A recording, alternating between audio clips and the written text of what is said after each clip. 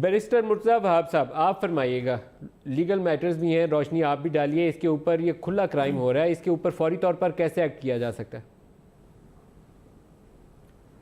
ندیم صاحب، میں اویس صاحب کی بات سے اگری کروں گا کہ جو کرائم کمٹ ہو چکا ہے اس کے اوپر تو ایف آئی اے انویسٹیگیٹ کرے گی اور وہ investigation will take its due course.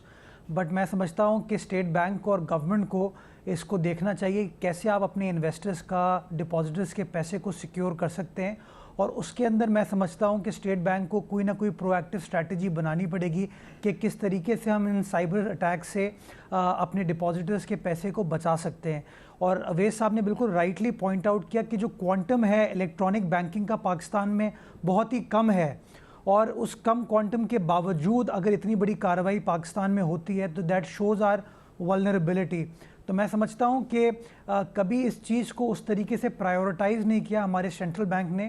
I think ہمیں دیکھنا پڑے گا کہ انٹرنیشنلی کس طریقے سے باقی مارکیٹس کے اندر جہاں پہ ای کامرس بہت زیادہ ایکٹیولی چلتی ہے، جہاں پہ کمرشل بینکنگ الیکٹرانکلی بہت زیادہ ہو رہی ہے، انہوں نے کس طریقے سے اس ایشو کا روک تھام کیا ہے. And that is the only way آپ اپنے ڈپازٹر کے پیسے کو کنٹرول کر سکتے ہیں. اور اس کے لیے میں سمجھتا ہوں کہ پارلیمان کے ساتھ ساتھ پارلیمان لیجسلیشن کرے گی، بٹ اس کو انفورس کرانے کا جو میکنزم ہے وہ نہ ایف آئی اے کے پاس ہے، نہ پارلیمان کے پاس ہے، وہ اسٹیٹ بینک کے پاس ہے.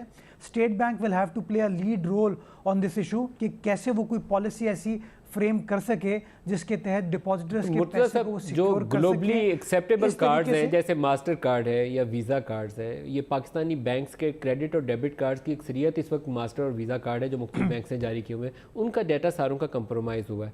آن لائن ٹرانزیکشنز کے لیے ہمارے پاس شاید وہ ہے ہی نہیں ہے، وہ جو انکرپٹڈ قسم کی ٹرانزیکشنز کا سافٹ ویئر ہوتا ہے وہ بھی لیک کرتا ہے، اور جو کارڈ ہم سیل کر رہے ہیں اس کا ڈیٹا بھی کمپرومائز ہو رہا ہے. تو there is something very seriously wrong about it, جس کو ہمیں شاید ہوللی پورے سسٹم کو دیکھنے کی ضرورت ہے.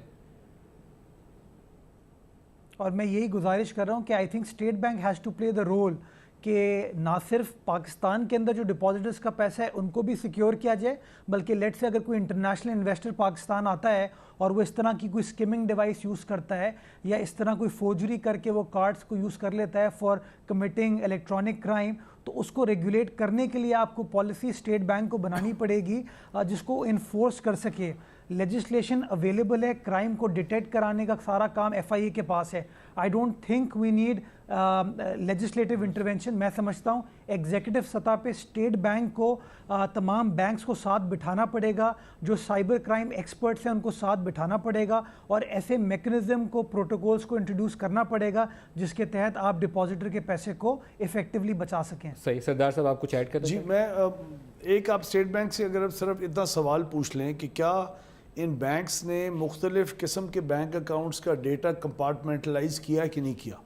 if they have not compartmentalized different bank accounts تو اس کے ایک کمپارٹمنٹ کے اندر جب وہ ہیکر انٹر کر جاتا ہے جہاں بینک اکاؤنٹس کی ڈیٹیل ہوتی ہے، دین اٹ مینز وہ تمام انٹائر جتنا بھی بینک اکاؤنٹ کے ہولڈرز ہیں ان کا ڈیٹا کمپرومائز ہو گیا. تو in my humble opinion if they have not compartmentalized the data into different pockets, barriers create کرتے ہیں everything is سافٹ ویئر کے اندر بھی وہ compromised. بیریئرز کریٹ کرتے ہیں کہ آپ ایک جگہ پہ ہیں جو آپ نے کمپارٹمنٹلائز کا کہا ہے کہ آپ بیریئر کریٹ کرتے جاتے ہیں، تو اگر دیر از نو بیریئر تو پھر تو آپ نے پورا ڈیٹا ایکسپوز کر دیا. تو ان کا وہ جو پورا اسٹرکچر ہے جتنا بھی ڈیٹا کا، اس کی تو اسٹیٹ بینک کے پاس 2 منٹ میں جی جواب اس کا ہوگا. State bank should be answerable to the standing committee and to the Pakistani people as well. Basically responsibility اس وقت اسٹیٹ بینک آف پاکستان کی ہے.